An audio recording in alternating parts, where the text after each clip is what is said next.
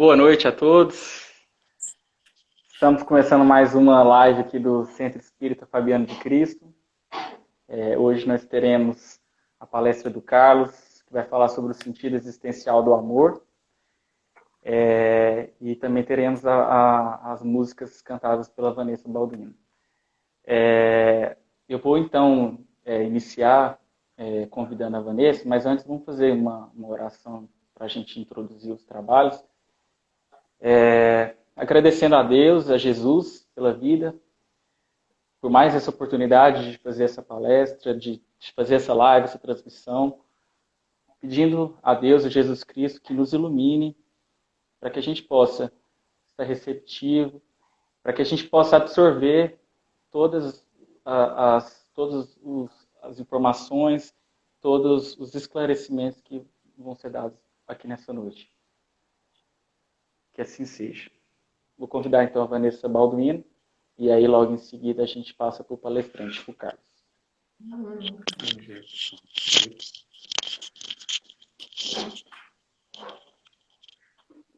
Boa noite a todos. Vamos cantar um pouquinho.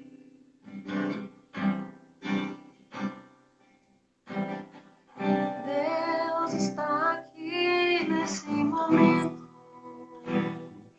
Sua presença é real em meu viver. Pegue a sua vida e os seus problemas. Fale com Deus, Ele vai ajudar você. Deus te trouxe aqui para aliviar o seu sofrimento. É Ele o autor da fé, do princípio ao fim, todos seus tormentos. E ainda se vier noites traiçoeiras, se a cruz pesada for, Cristo estará contigo. O mundo pode até fazer você chorar, mas Deus te quer sorrindo. E ainda se vier noites traiçoeiras, se a cruz pesada for, Cristo estará contigo. O mundo pode até fazer você chorar, mas Deus te quer sorrindo.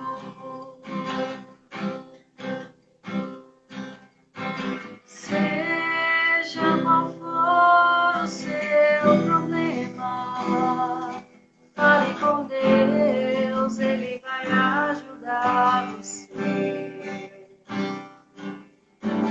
Após a dor vem sempre a alegria, pois Deus é um amor que não te deixará sofrer.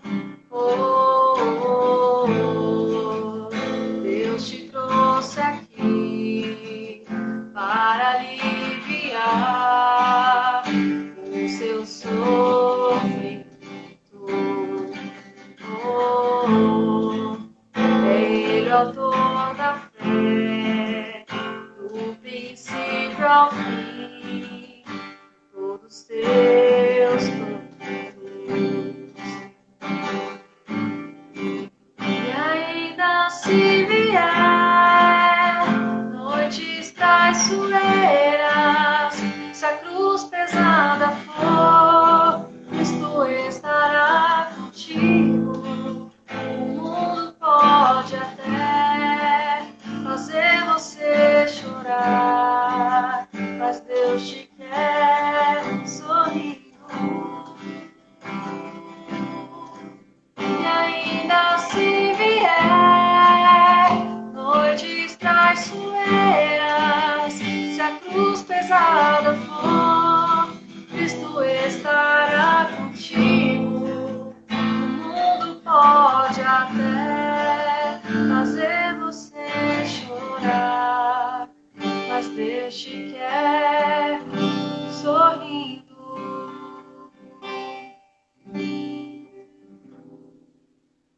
a gente vai cantar uma música para preparar para a palestra.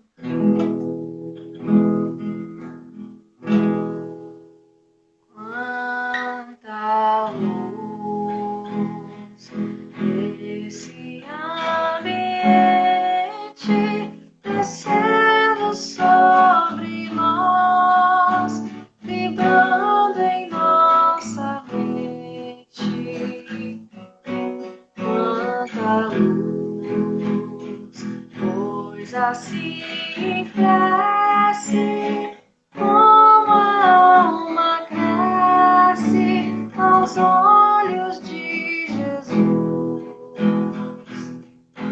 Quanta luz, pois em oração a voz do Mestre fala aos nossos corações. Quanta luz descendo sobre nós. Quanta luz, quanta luz.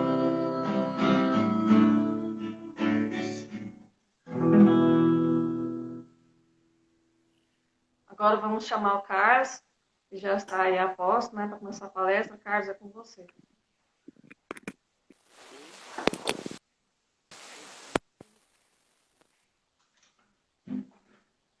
Dá um ok aí. Tá ok, Carlos? Ok? Beleza, então vamos lá.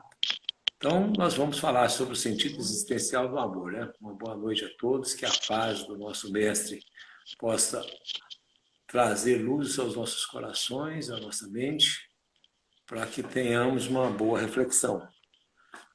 Amanhã nascera esplendorosa naquele dia. Ninguém na Terra sabia que dia que era, pois não existia ainda divisão de dia, semana, mês, ano. Naquela época vivia-se deliciosamente os períodos de luz e sombra. Com raras exceções, ninguém ficava perguntando as coisas, nem por quê, nem para quê. Afinal, tudo estava ali, pronto para ser usado. A caça em abundância, a terra produzia o pouco que se aprendeu a plantar. E foi assim que naquela manhã brilhante de ar puríssimo, nosso herói caminhava com cuidado pela mata fechada. Ele havia deixado a aldeia e se dirigia silenciosamente até uma cascata enevoada que filtrava a luz do sol e a desmanchava graciosamente em 7 cores. Aquele arco-íris despertara sua atenção desde que era pequeno e vinha banhar. Pois então, Hugh era o seu nome. Dirigia-se para o lugar paradisíaco que tanto amava, mas não apenas para ir admirá-lo. Ele descobrira que tanto amava, ele descobrira não fazia muito tempo que não era o único a se deliciar daquele lugar. Havia uma jovem de uma outra aldeia que costumava ficar lá pela manhã, quando ainda estava bem fresco. Depois que Hugh percebeu sua rotina, passou a ficar quietinho, espiando por entre as densas folhagens. Fato que Hugh estava dominado por um sentimento novo em sua vida. Ele tinha uma vontade louca de estar com Uga para sempre. Seu coração, seu peito não sabia ao certo. Se contorcia agradavelmente quando a via. Entre pensamentos e divagações amorosas, Hugh foi se aproximando da cascata. O ruído característico já se pôs a embalar suas fantasias.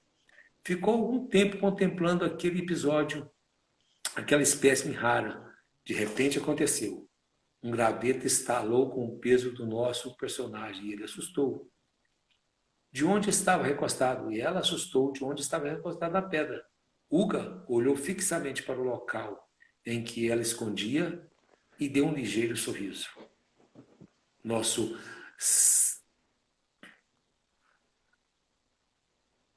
Nesse sorriso, Uga então sacou seu embornal, pegou algumas flechas e começou a mostrar para ela. Foi quando ela não deu muito interesse, ele pegou uma faca feita de pedra, cabo de ossos, e ela também não deu muito valor. Mas quando ele pegou uma tora polida que ele já tinha preparado ali, começou a fazer um malabares, ela deu um largo sorriso e entrou na mata fora. Hugo então sentiu que naquele momento ele tinha conquistado. Mas o nosso cenário mudou. Cerca de 40 mil anos após aquele episódio que nós narramos, na área de alimentação do shopping, Hugo estava sentado numa mesinha, brigando com as migalhas que restavam de um X-galáxia que havia devorado. Estava faminto, afinal, cursava o último ano do ensino médio. Não era brincadeira. Ao seu redor, mesmo a fã, um bando de papagaios envergando o uniforme do seu colégio, só Hugo não estava lá tão satisfeito com a vida. Estava apaixonado, né? Augusta era a graça da jovem. Havia chegado de uma outra escola e também terminava o ensino médio, só que em outra sala. Hugo vira por acaso no recreio e se derretera por dentro e por fora. Não deu para segurar. Ela era demais. As amigas chamavam de Guga. Entre uma brincadeira e uma outra, no refri, Hugo ergueu os olhos para a multidão de adolescentes e quase desmaiou. Guga estava sentada a pouca distância. Pensou, de hoje não passa, murmurou. Ele iria chamar sua atenção. Sacou da sua mochila o seu celular, colocou na mesa, fez que estava mexendo com ele ali e nada. Tirou um calhamaço de uma apostila da sua mochila e também nada. Aí ele não se conteve, pegou o seu Ray-Ban do bolso, colocou um movimento bem delineado no rosto, pegou a sua mochila, socou nas costas e saiu em direção à Guga. Quando foi aproximando, ela virou e deu aquele sorriso maroto, e ele também, e desviou e foi embora. Quando chegou no pé da escada rolante, vou namorar essa garota. Que força é essa? Que força é essa que é responsável pela criação de todo o universo e que estabelece leis que vigem desde sempre, que impulsiona as criaturas umas às outras e faz ansiar por serem felizes juntas? Que força é essa? Força que tem intrigado o homem desde sempre, que tem instigado seus pensares e sua arte, que se tornou seu tema favorito na poesia, na literatura, na música. Que força é essa que me faz com que eu movimente? Que força é essa que fez com que vários amantes mesmo promoveram guerras aí de 10 anos para poder ter sua amada ao seu lado? Que força é essa que movimentou um Francisco de Assis a abandonar tudo e dedicar-se à sua causa, a causa do Evangelho? Que força é essa que fez com que Gandhi também se abandonasse o seu modo de ver para trabalhar por uma nação, para conquistar uma nação pelo amor, pela paz? Que força é essa que fez Miguel Ângelo, que fez um Beethoven fazer obras extraordinárias? O homem sempre preocupou, sempre questionou. Principalmente os filósofos foram tentar entender essa força. E na Grécia Antiga, berço da cultura do pensamento, os filósofos debruçavam já exaustivamente sobre ela para entender. Platão até diz o seguinte: chama o homem vicioso a esse amante vulgar, que ama mais o corpo do que a alma. O amor está por toda parte na natureza e nos convida ao exercício da nossa inteligência. Até no movimento dos astros a encontramos. É o amor que orna a natureza de seus ricos tapetes. Ele se enfeita e fixa morada onde lhe deparem flores e perfumes. É ainda o amor que dá paz aos homens, calma ao mar, silêncio aos ventos e sono à dor.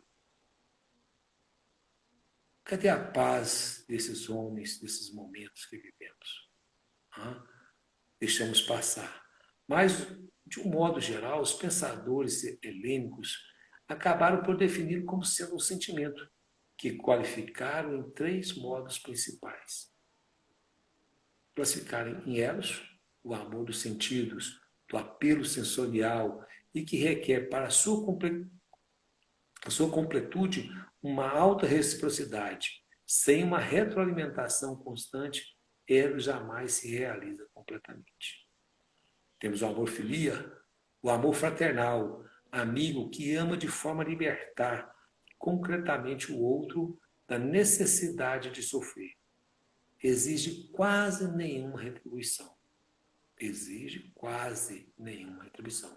E temos o amor ágape, o amor que se entrega totalmente, o amor que doa-se por inteiro, sem peias ou exigências de qualquer espécie, jamais espera retribuição ou reconhecimento.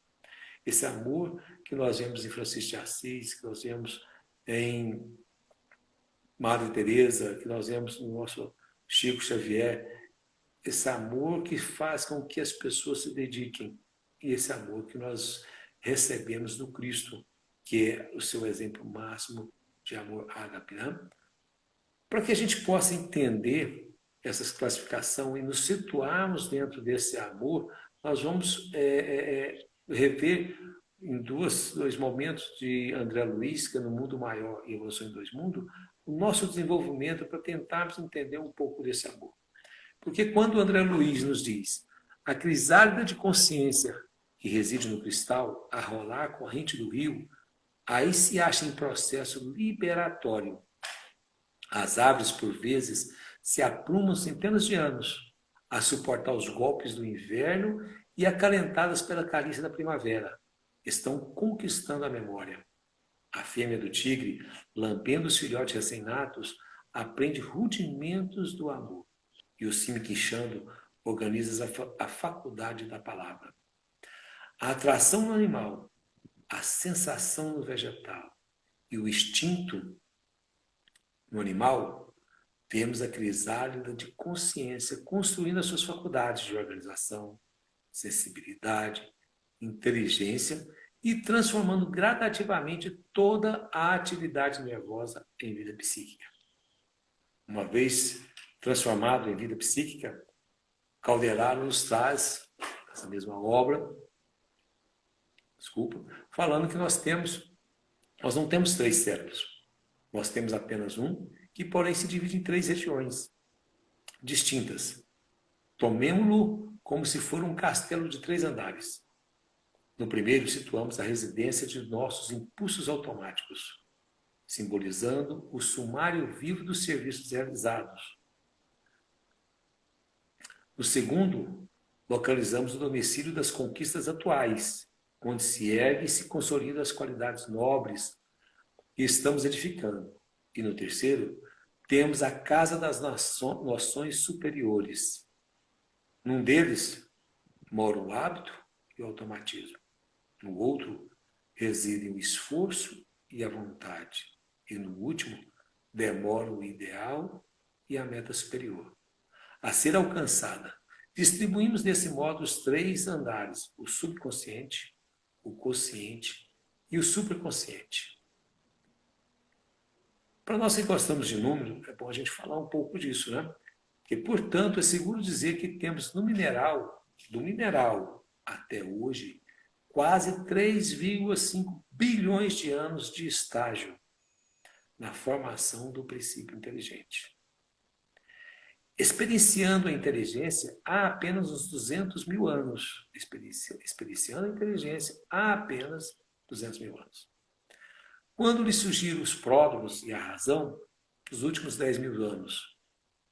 Assim posto, em face da experiência acumulada, é natural entender por que ainda algumas pessoas confundem amor com vibração, com sensação e com o instinto que ficaram lá atrás.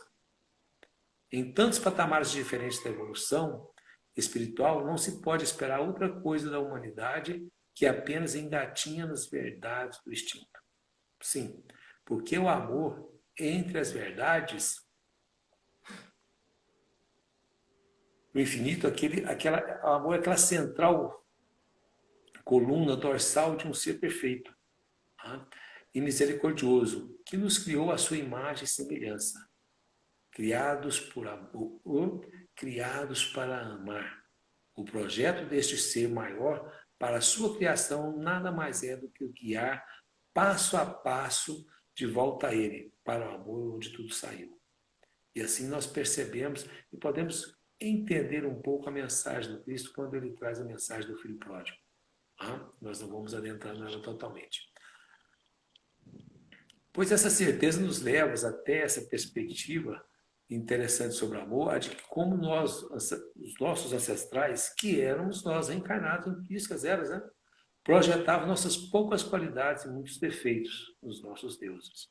Então veja, na época de Uki, os deuses eram o Deus Sol, o Deus Trovão, o Deus Chuva, o Deus Vento, são Deus da natureza, que trazia uma meiguice, uma paz e um amor.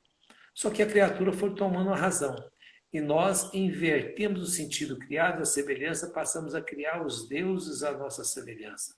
Porque nós criamos deuses que, como nós, e fazia as nossas, os nossos interesses que nós negociávamos com nós, que eram deuses que traziam ódio, que amavam, que vingavam, que exigiam oferendas para poder agradar ou para reconciliar com aquilo, alguma coisa que nós fizemos. Oferendas essas que eram de animais e mesmo até de vidas humanas.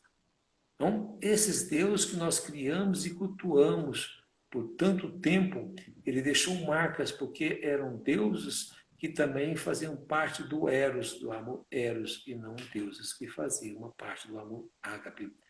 Então, com isso, nós desenvolvemos na nossa psique esse amor Eros, que era o amor de troca, mesmo com Deus havia troca. Mas foi Jesus quem primeiro trouxe ao mundo a verdadeira face do amor, que é a face de Deus. O Evangelho pregado, exemplificado, estão todas as premissas básicas para se começar o nosso curso de amor. Palavras como humildade, perdão, misericórdia, compaixão, fraternidade são usadas para apresentar ao homem uma nova forma de se relacionar com o Pai, consigo e com o próximo. O velho Javé parecia ser um desconhecido, bem como a glória do mundo, que não mais se representava pela vitória sobre o outro, mas triunfador passou a ser quem vence a si mesmo. E quando perguntaram para Jesus qual o maior mandamento, Jesus foi claro: amar a Deus sobre todas as coisas e ao próximo como a si mesmo. Mandamento que aparece uma única vez no Velho Testamento, em Levítico. Mas Jesus traz ele, trazendo uma forma tríplice de mandamento. Porque sua máxima contém o amor ao Pai, ao próximo. Mas esse último na mesma medida que amamos a nós mesmos. Portanto, o auto-amor é uma prerrogativa que precede o amor ao outro. Porém, é preciso lembrar que não se trata de amor egocêntrico, calcado no egoísmo e no narcisismo. E aqui nós temos que fazer algumas considerações. Que essas considerações adentrarmos o Evangelho segundo o Espiritismo, precisamente no capítulo 10, que no dizer de Calderaro deveria ser o capítulo mais consultado e estudado do Evangelho, que é o capítulo Bem-aventurados os misericordiosos, porque eles alcançarão a misericórdia. É nesse capítulo que Kardec estuda as várias passagens de Jesus em relação ao perdão. Perdoai para que Deus vos perdoe. Reconcilia com o teu adversário. Qual o sacrifício mais agradável a Deus? Quando você for fazer sua oferenda e lembrar que tem alguma coisa contra o seu irmão, primeiro vá reconciliar com ele, depois você volta para entregar a sua oferenda. É nesse capítulo que ele questiona porque tenta tirar o argueiro se você tem uma trave no seu olho.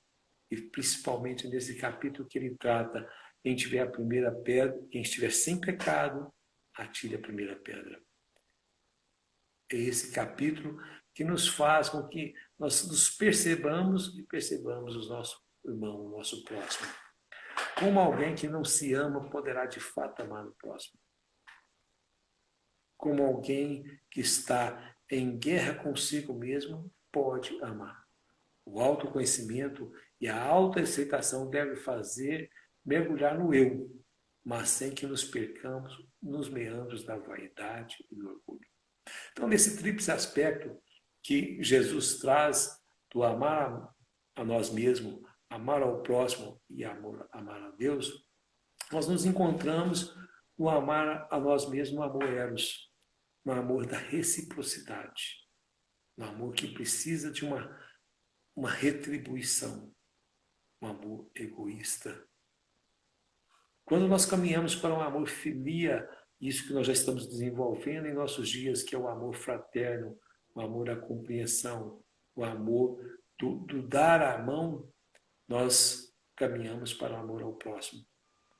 E, por final, o amor a Deus, que é o amor ágape, que nós estamos comungando com eles ainda incompreendido.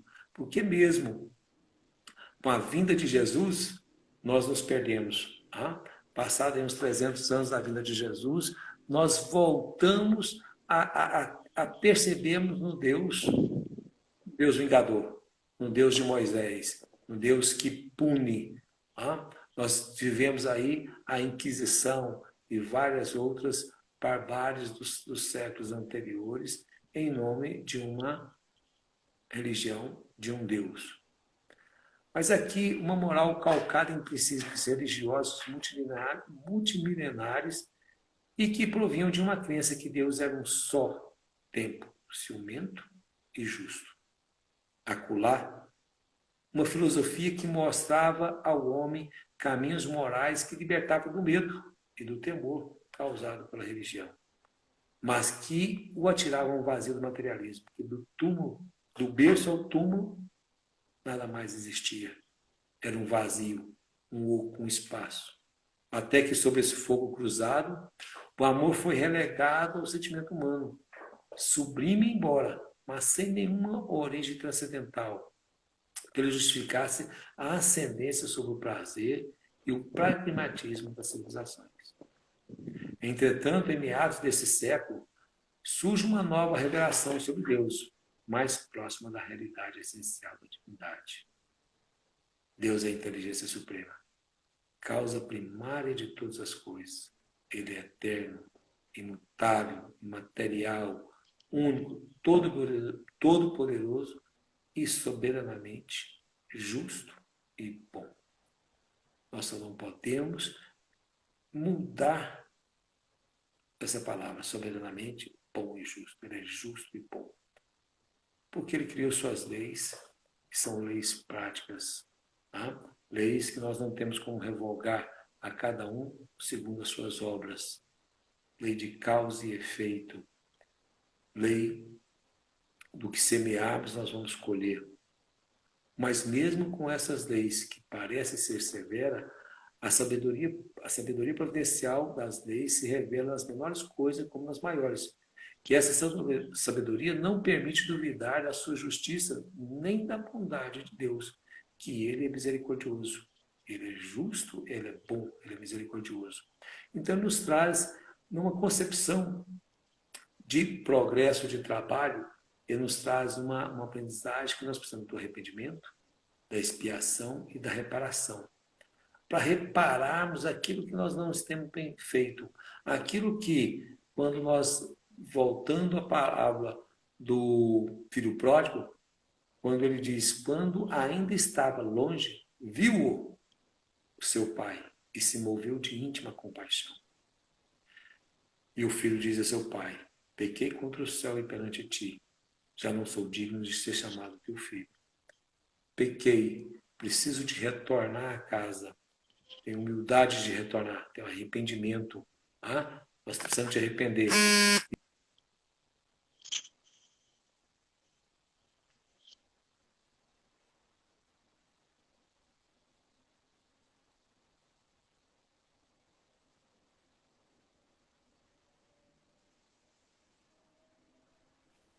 E o pai recebe esse filho, se lança aos seus braços. Isso não tira do filho a tarefa de refazer, de reparar. E o filho compreende isso e pede para trabalhar nas suas vinhas. Daí a lei misericordiosa e justa da reencarnação não é uma punição, mas uma nova oportunidade de reconstrução e de aprendizado. Então a reencarnação não é uma punição, mas sim uma escola para que nós possamos estar sempre desenvolvendo. O juiz supremo é o que educa, não é o que destrói o culpado. O amor não permitiria destruição. Sob esse prisma, a dor reveste-se agora de propriedades curadoras, que desperta para a responsabilidade os sentidos espirituais adormecidos. Entender o porquê do sofrer torna o suportável e faz da resignação um bálsamo. Sem favoritismo ou predileções por filhos eleitos, o amor apenas distribui o perdão e a redenção, pois sabe que desde sempre a perfeição relativa e o reino pertencem a todos, pois o Pai ama e determinou.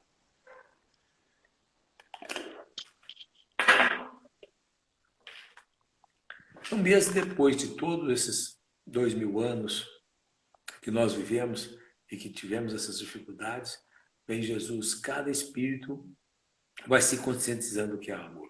Cada espírito vai conscientizando. De onde ele vem, qual é o seu papel na vida comum e na prática de uma espiritualidade plena. Amar torna novamente, depois de Jesus, o único caminho para a paz e a felicidade, para a perfeição, para a redenção de uma palavra, para a angelitude de todos nós. Quem quiser atingir a plenitude do ser e não do ter, dele não se afaste. Quem quiser experimentar o ágape, comece agora a entender a doação do Cristo. Seu amor divino incondicional e procure seguir-lhe os passos lentamente, sem pressa, sob o risco de falhar na tentativa. O medo tira a nossa capacidade de reflexão. A origem do medo está vinculado ao amor eros, o nosso subconsciente, da nossa mente. Só com o exercício da caridade e da compaixão podemos voltar a refletir, conquistando assim a nós mesmos. A primeira condição para nos engajarmos à lei do amor é essa caridade conosco. Essa é uma fala de Joana de Ângeles. Nesse momento que andamos em trevas e que novamente buscamos a luz, porém, com ansiedade assim não teremos a luz. É no silêncio da alma que vamos perceber a luz do Mestre e vivenciá-la, despertando em nós a chama do amor, da benevolência e do perdão. Perdão das nossas mágoas, angústias e das nossas feridas.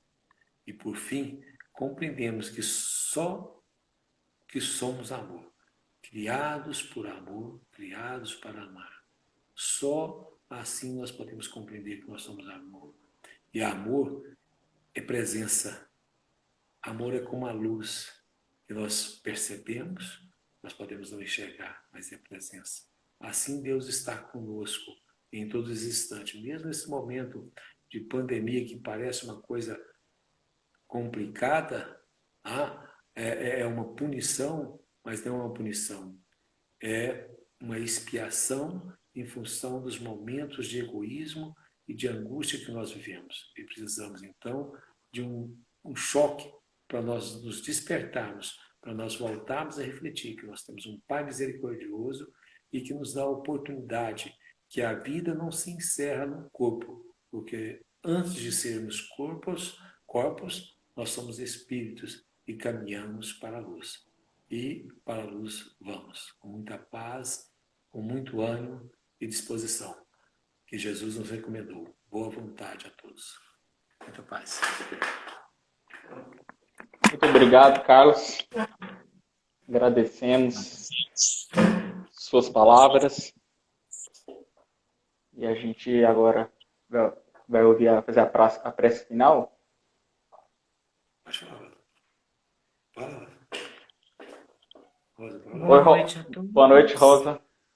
Então vamos fechar os nossos olhos, elevar os nossos pensamentos até o nosso Pai Maior.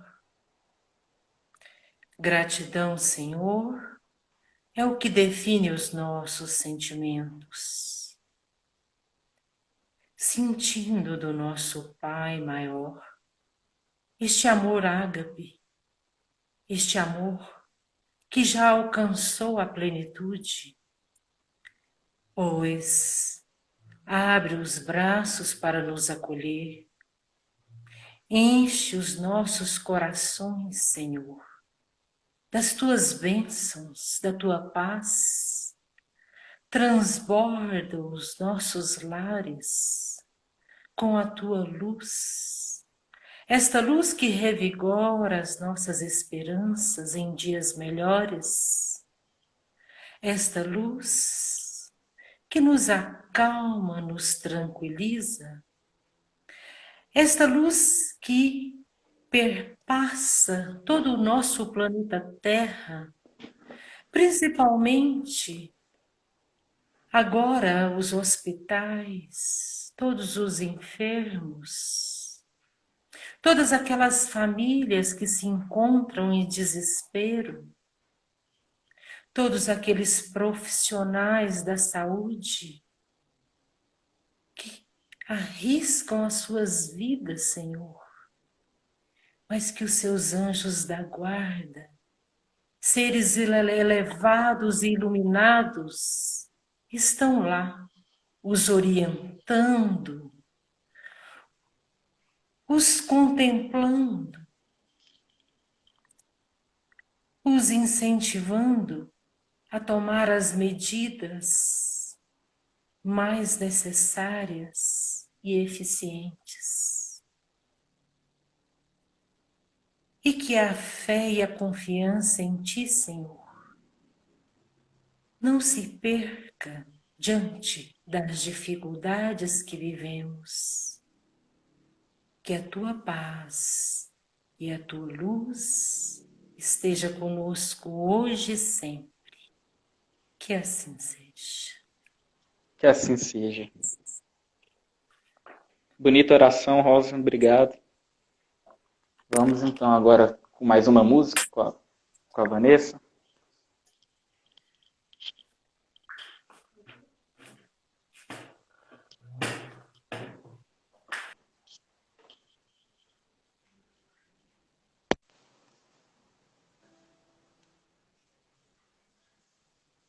Vamos encerrar então essa reunião de hoje com uma música.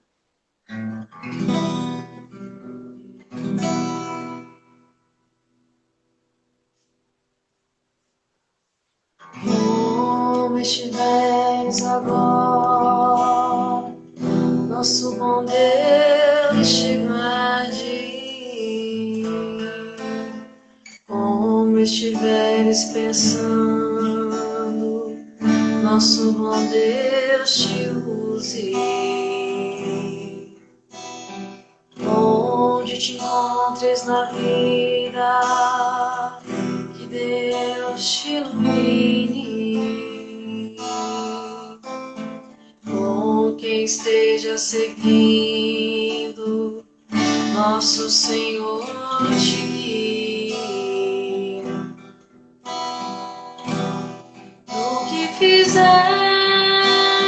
tu, peço ao bom Deus que possa te amparar. Em cada passo teu, a mão de Deus virá te abençoar. No que fizeres tu, peço ao bom Deus que possa te amparar. Em cada passo teu, a mão de Deus virá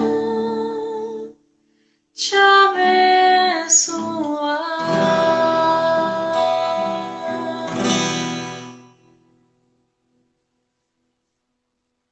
Queremos agradecer a todos que participaram dessa live de hoje e convidá-los para a próxima live, que é sábado, às 14 horas. Muito obrigada a todos e encerramos essa live com as bênçãos de Deus. Deus abençoe a todos, que assim seja.